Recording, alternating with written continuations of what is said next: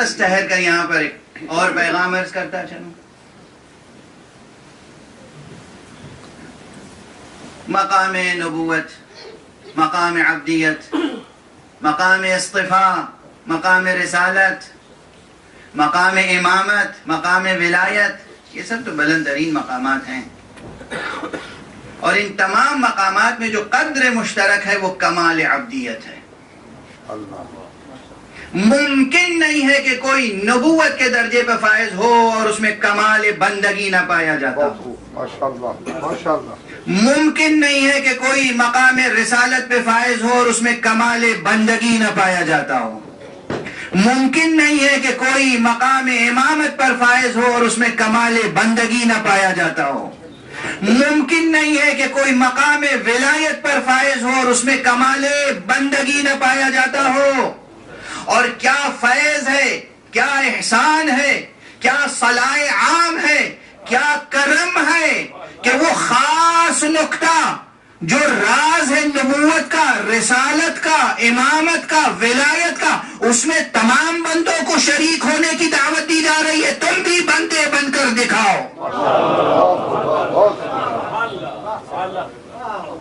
اور محمد والے محمد سلامات.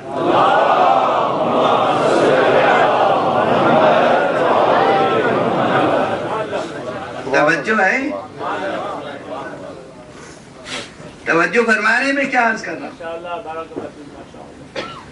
بھائی کوئی کسی بڑے مرتبے پہ پہنچ جاتا ہے تو جس ترکیب سے، جس طریقے سے پہنچتا ہے وہ اپنے راز کو بتاتا نہیں کسی سے. یا جس ذریعے سے پہنچا ہو وہ ذریعہ نہیں بتائے گا، جس وسیلے سے پہنچا ہو وہ وسیلہ نہیں بتائے گا. ایسے ہی کوئی بڑا فیاض ہوگا تو اور بات ہے. عام طور پر تو ہم نے ایسے فیاض بہت کم دیکھے ہیں.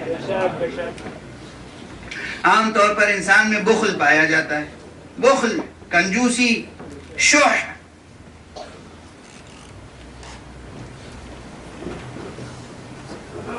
اپنی ترقی کا راز کوئی دوسرے سے شیئر نہیں کرنا چاہتا. مگر یہ پوری کتاب نازل ہی اس لیے ہوئی ہے. یہ پوری کتاب نازل اس لیے ہوئی. تمام انبیاء کا سلسلہ، تمام انبیاء ائمہ علیہم الصلوۃ والسلام کا سلسلہ. دیکھو تم ہمیں صاحب کمال سمجھتے ہو، ہم صاحب منصب ہیں، ضرور ہیں، مگر یاد رکھو کہ راز کیا ہے؟ راز بس ایک ہے، عبدیت. ماشاءاللہ.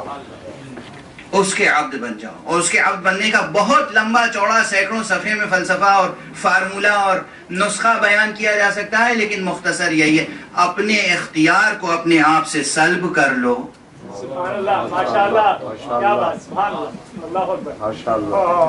اپنے اختیار کو اپنے اختیار سے اپنے آپ سے سلب کر لو اور اس کی بندگی قبول کر لو. یہ ہے بندگی.